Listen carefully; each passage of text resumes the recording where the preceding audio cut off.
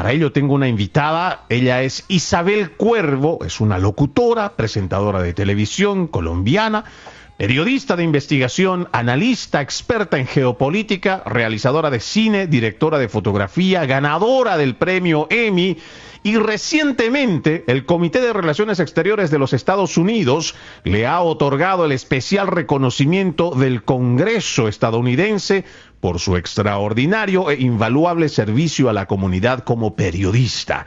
Qué honor tenerte en las tardes de América. Bienvenida, querida Isabel. Ay, no, mi querido Freddy, el honor es mío, por favor, he quedado anonadada con esa presentación. Y me he quedado corto incluso al presentarte. No, eres muy generoso, muchísimas gracias. Nada más, pues que llevo unos cuantos años ejerciendo el periodismo y el recorrido ha sido largo y bueno, las satisfacciones también, aunque tú sabes que es un ejercicio hoy en riesgo, mucho más que antes, mucho más que décadas atrás, porque efectivamente no solamente enfrentamos los riesgos naturales del ejercicio periodístico, sino que también enfrentamos una persecución férrea dentro de toda una estrategia o una estratagema mundial para justamente silenciar no solo a los periodistas, sino a la sociedad en general. Vivimos tiempos de la posverdad, y eso es altamente peligroso.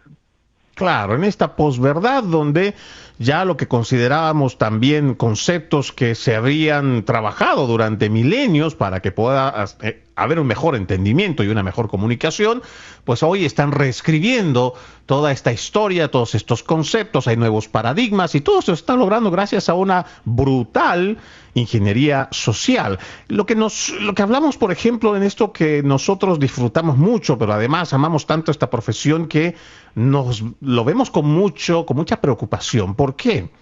Más allá de lo que estamos viendo, ¿no? La reacción de gobiernos como por ejemplo el de Australia, que ya desde el tema de la pandemia, precisamente en nombre de la desinformación, empezaron a elaborar en sus parlamentos leyes para poder prohibir.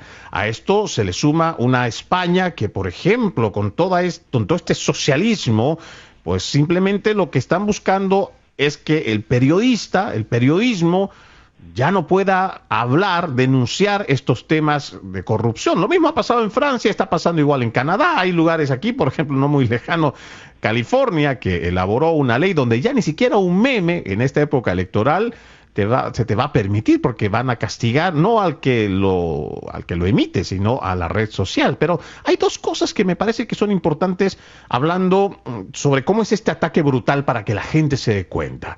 Tenemos por un lado el inicio del Foro Económico Mundial, al principio de este 2024, donde von der Leyen lo primero que hace al salir es hablar y decir que el problema no es la guerra, no es el hambre, no son las enfermedades, no son los niños desnutridos en el mundo. No, nada de esto es problema para la humanidad.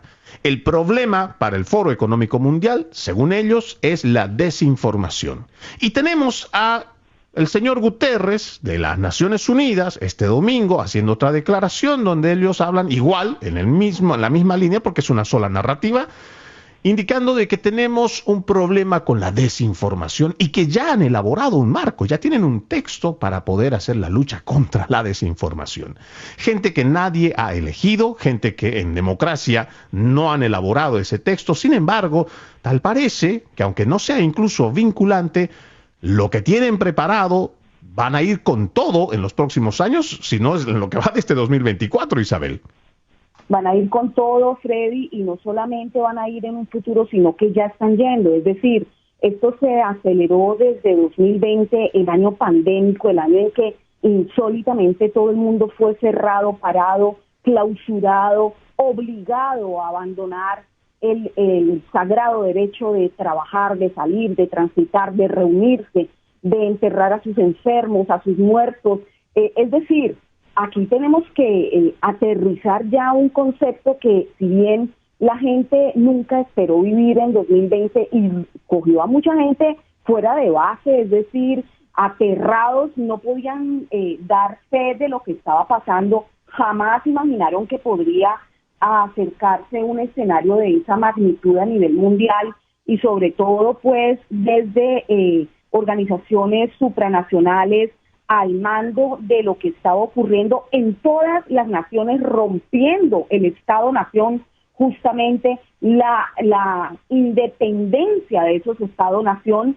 Y bueno, eso fue lo que hicimos, obedecer una cantidad de narrativas que para asombro nuestro, los periodistas de investigación, después fuimos descubriendo y también informando, porque es nuestro deber, a pesar de ser silenciados, a pesar de ser censurados, pues informar qué es lo que estaba pasando en realidad.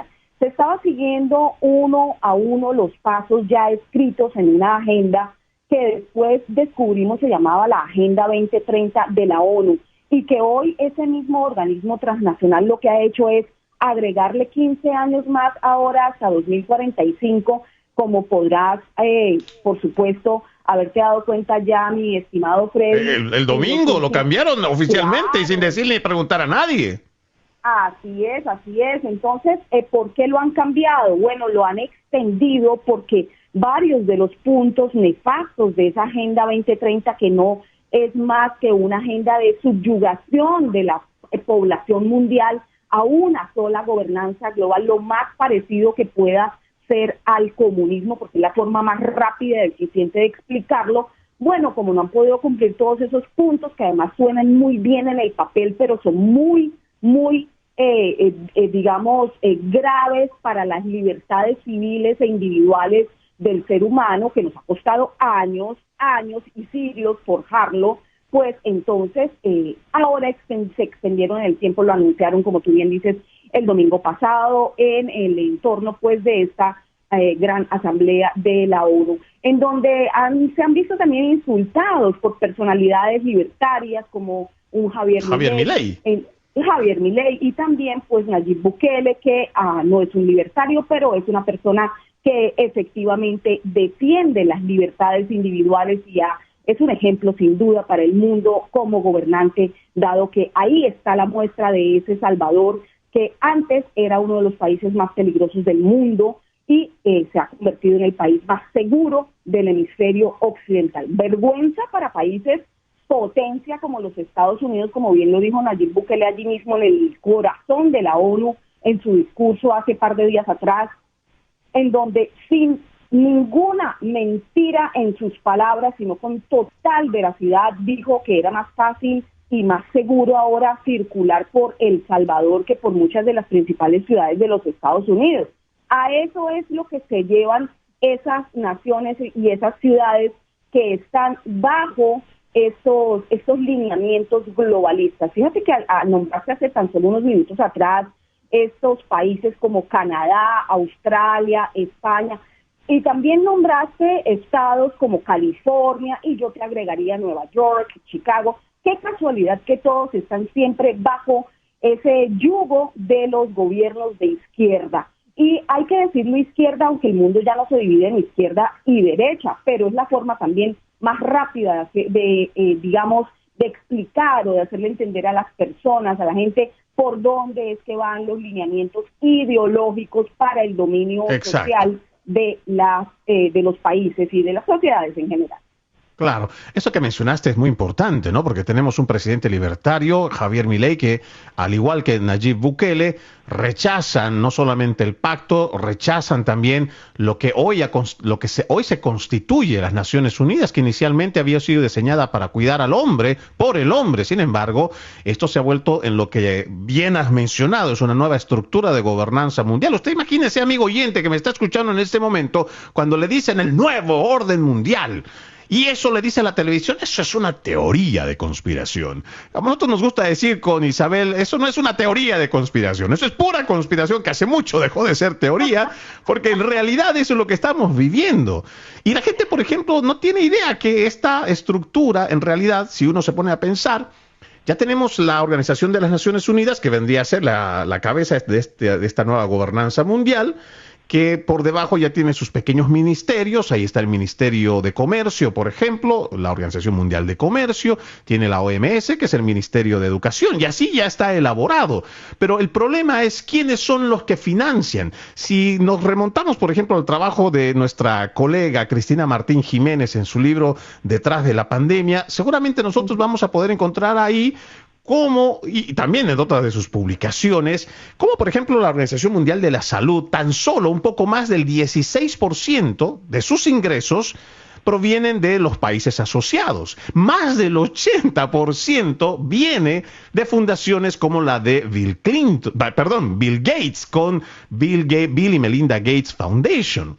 Ahora, eso digamos en el plano globalista. Ahora, nosotros, por ejemplo, en el ejercicio de nuestra profesión del periodismo, hay mucha gente que también desconoce que hay organismos como el de George Soros, con la Open Society Foundation, que desde 1984, y esto estoy leyendo un informe de la Open Society Foundations.org de octubre del 2012, pero del 2023. En este informe ellos decían que desde 1984 han donado 32.000 millones de dólares. Ojo, en los cuales están distribuidos para hacer estos cambios de paradigma, sobre todo para las universidades de Latinoamérica. ¿Por qué? Porque desde la formación, bueno, desde la caída del muro de Berlín, desde la caída de la Unión Soviética, Fidel Castro se dio cuenta que aquí iban a quedarse huérfanos del dinero y empezaron con la formación del Foro de Sao Paulo, que después se convierte en el Grupo de Puebla. Y lo que hoy desconoce mucha gente, querida Isabel, es que esto ha hecho un upgrade, se ha actualizado y claro, ya no podemos verlo en esto de derechas e izquierdas, pero hay una nueva organización que es la Internacional Progresista, que pocos también saben que lo ha fundado la esposa de Bernie Sanders. Y si usted revisa quiénes forman parte de esta organización, va a encontrar las mismas fotografías y los mismos nombres que están en el Foro de Sao Paulo, en el Grupo de Puebla, todos estos reciclados socialistas de todo Hispanoamérica, pero ahora, en esta nueva fundación, están de todas partes del mundo. O sea, este movimiento progresista realmente tiene primero mucho dinero, ya ha corrompido las universidades a través, como le decía, como fundaciones de la Open Society, igual que la Rockefeller Foundation, Ford Foundation, que también da dinero para el resto de las universidades. Entonces creo que hay un terrible ataque, querida Isabel, no sé si compartes conmigo, primero a las universidades, porque es ahí de donde van a salir todos estos profesionales de comunicación, que ya salen con esta teoría de género, ya salen con todas estas perspectivas de género. Es muy difícil ya batallar contra tanto dinero y contra todas estas organizaciones globales, porque ya tenemos a estos periodistas ejerciendo, siendo presentadores, siendo locutores, pero que ya son, incluso sin saberlo, pero son progresistas también, Isabel. Son regresionistas, les llamo yo. Tú sabes, mi estimado Freddy, que yo hago mucho énfasis cuando informo justamente en la utilización correcta del lenguaje y de las ideas y de los conceptos de las palabras. ¿Por qué? Bueno, porque esto es neomarxismo puro lo que estamos viviendo aquí. Aquí lo que estamos viviendo es justamente la tergiversación de las ideologías y de los conceptos. Es decir, cuando te hablan de libertad, lo que están haciendo es apresándote. Cuando se están autodenominando ellos progresistas, lo que están haciendo es un regresionismo absoluto a la pérdida de derechos fundamentales del ser humano. Por lo tanto, progresismo, nada.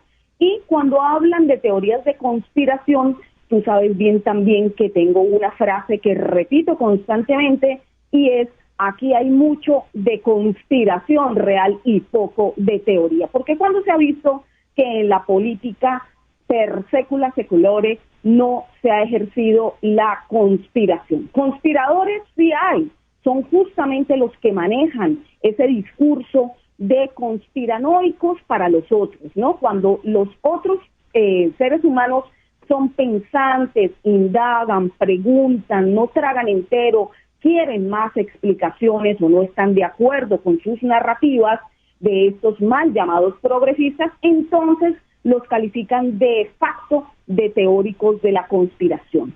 Esto es una forma de acallar justamente la inquietud intelectual de otro ser humano. Esto es con la muy absoluta formación neomarxista que lo que hace es apabullar al otro, amedrentar al otro, buscar ridiculizar también.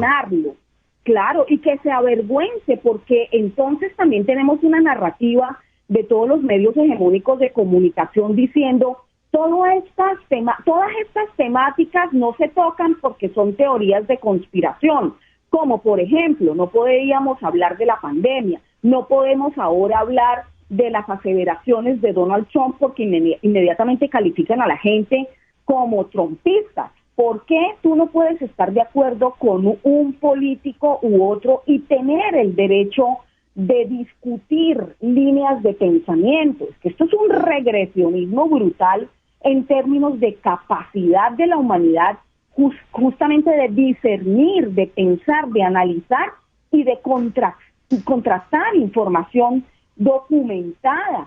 Se nos prohibió hablar de protocolos médicos durante la pandemia que nos afectaba a toda la humanidad. El tema de la ivermectina, por ejemplo. ¿Perdón?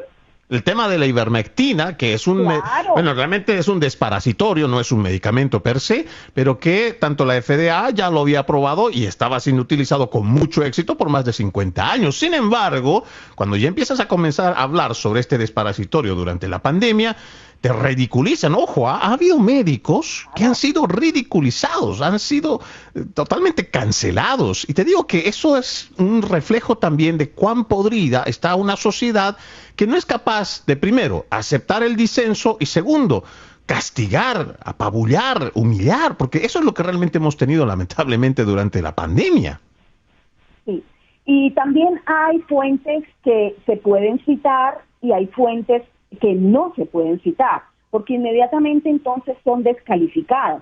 ¿Quién les dio a los medios hegemónicos y a los que creen que pueden dictar las narrativas globales de pensamiento esa potestad?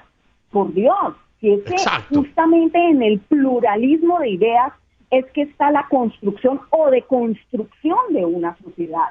Entonces no podemos aceptar eso, porque la defensa aquí no solamente es de la libertad de prensa, mi estimado Freddy, sino de la libertad de expresión per se, un derecho fundamental que además no se mendiga, se exige. El derecho a la libertad de expresión no se le pide permiso a nadie, es un derecho humano fundamental.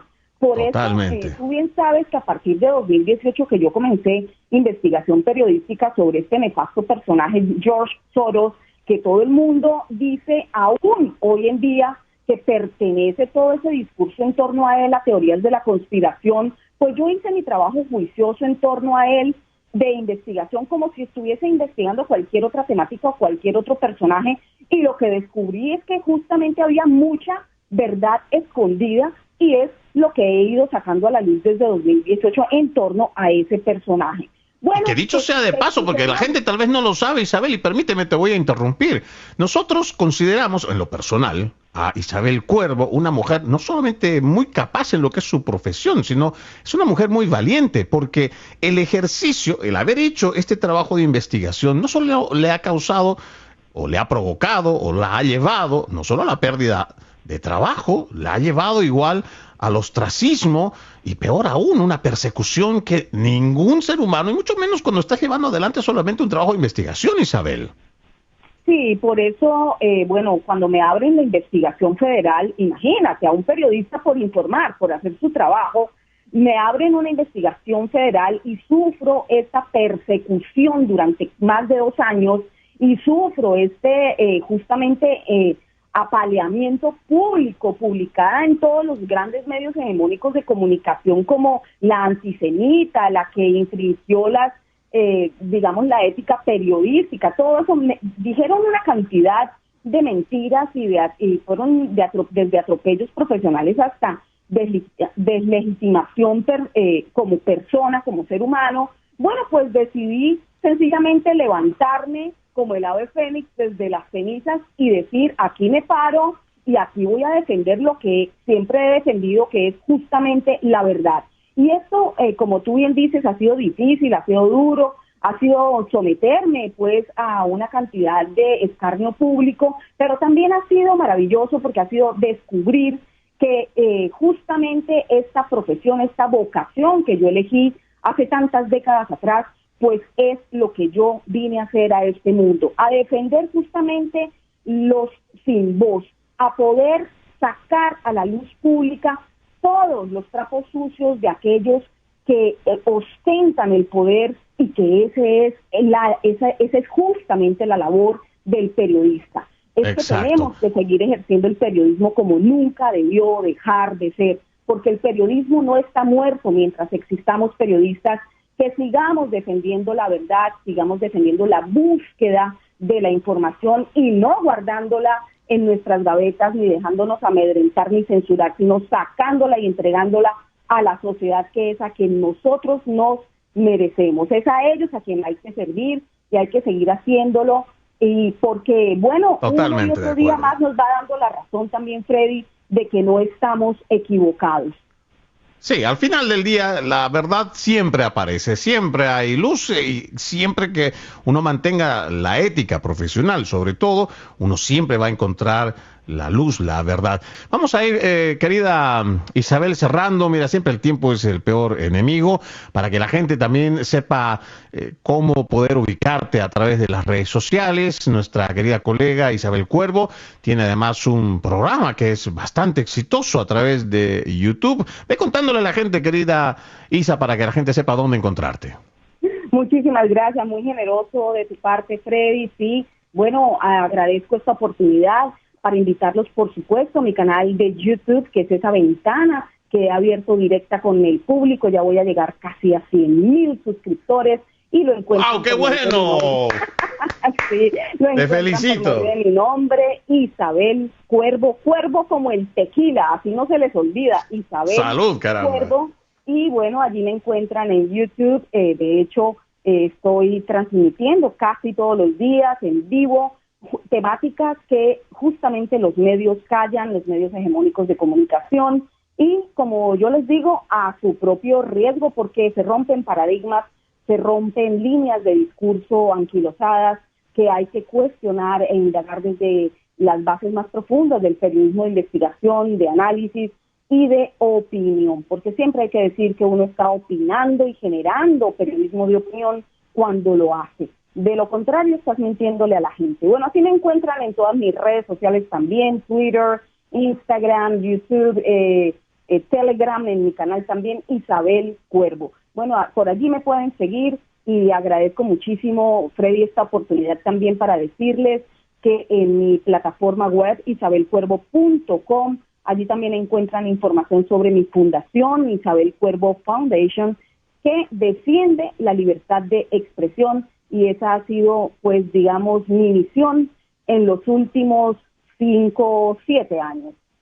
Todos respaldamos todo ese trabajo. Isabel Cuervo, yo les decía, locutora, presentadora de televisión, periodista de investigación, analista, experta en geopolítica, realizadora de cine, directora de fotografía, ganadora del premio Emmy recientemente. Uno de los grandes galardones, el Comité de Relaciones Exteriores de los Estados Unidos, le otorgó el especial reconocimiento del Congreso estadounidense por su extraordinario e invaluable servicio a la comunidad como periodista. Un honor haberte tenido en las tardes de América. Gracias, Isabel. Gracias. Un saludo a la audiencia.